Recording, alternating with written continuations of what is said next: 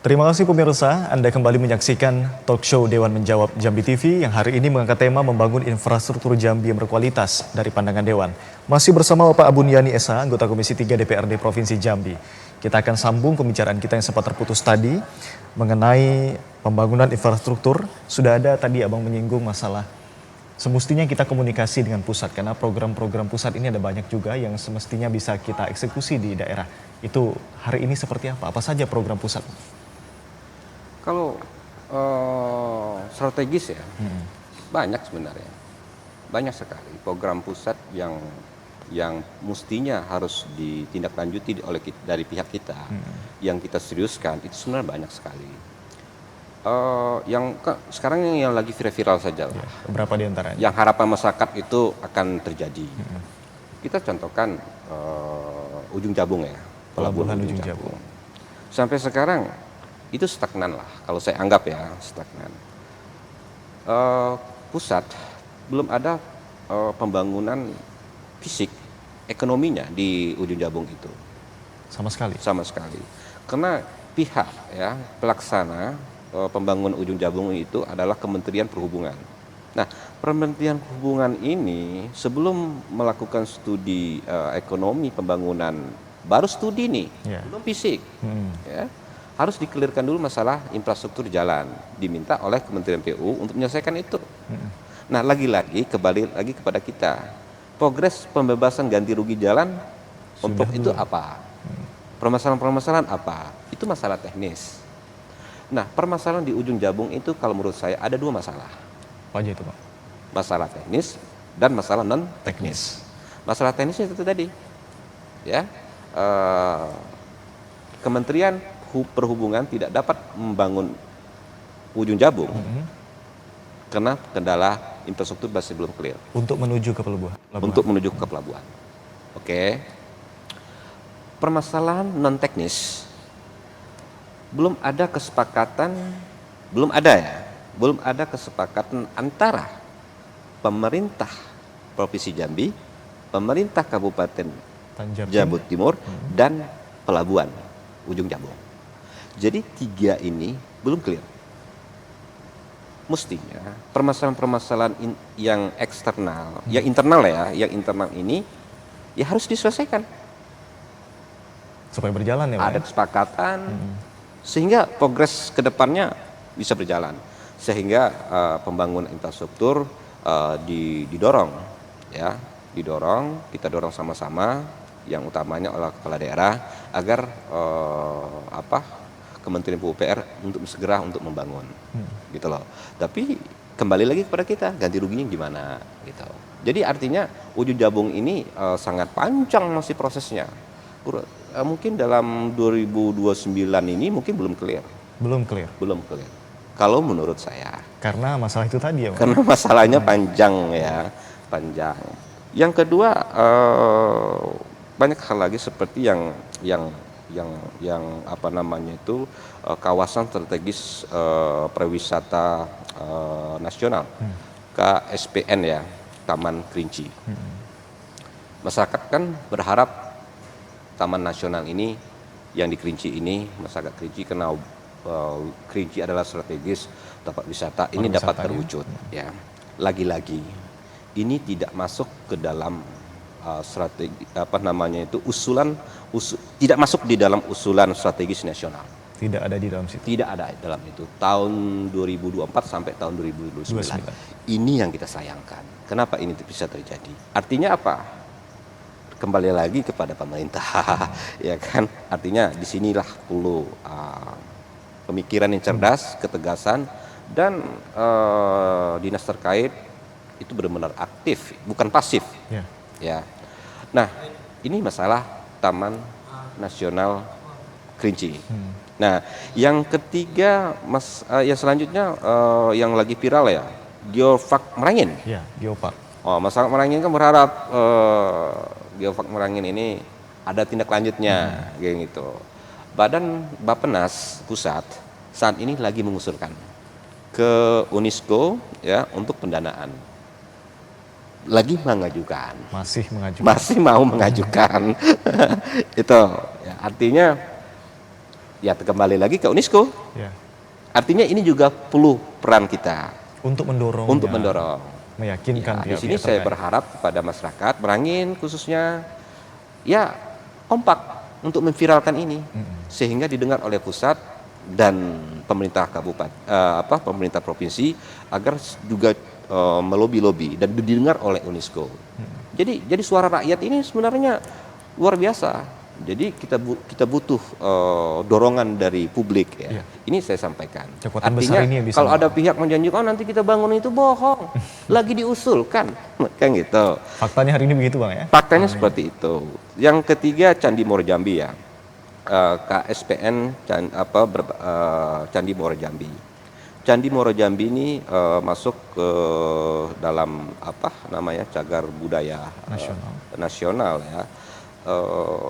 Memang di dalam hal ini sudah menjadi usulan nasional tahun 2024 tahun 2029. Artinya Candi Muaro Jambi ini potensinya clear di sini. Baik itu penganggaran di pusat udah clear. Lagi-lagi ada juga masalah. Bukan tidak ada masalah. Sudah masuk pun ada masalah lagi. Sudah clear pun dijadikan strategis nasional tahun 2024 2029. Ini ada masalah juga. Masalahnya apa? Ada dua kementerian di sini, Kementerian Pendidikan dan Kementerian Pariwisata. Kementerian Pariwisata menghendaki Candi Muaro Jambi ini dijadikan objek wisata. Oke?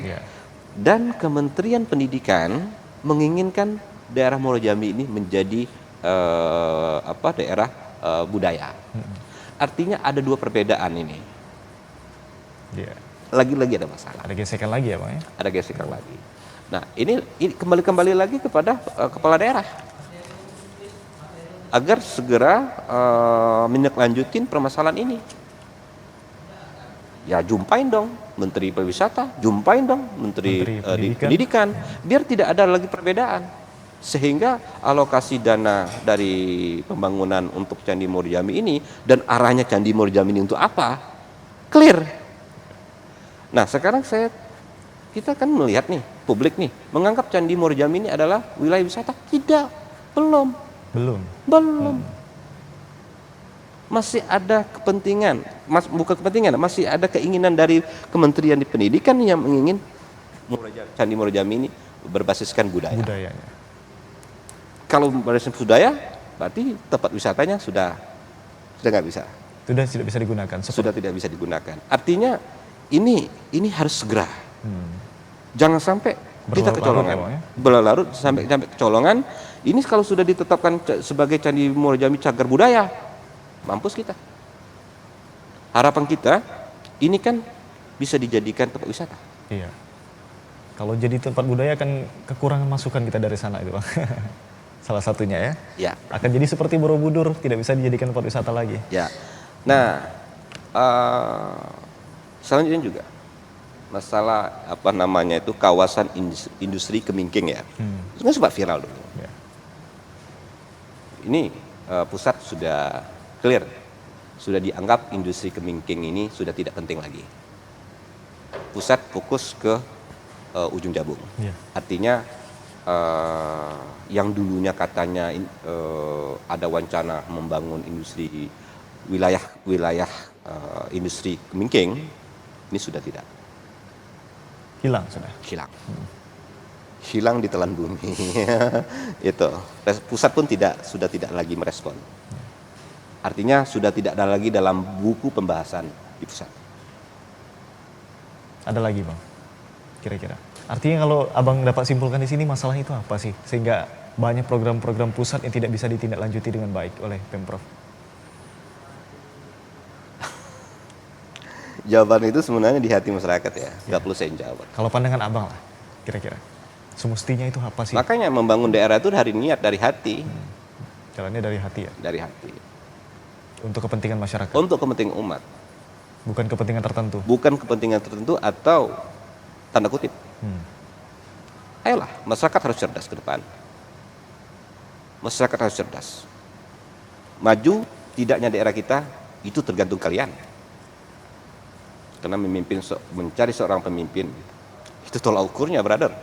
Ya. Ya, betul. Ya. Kemudian ada satu lagi, Bang. Ya. Ada peningkatan konektivitas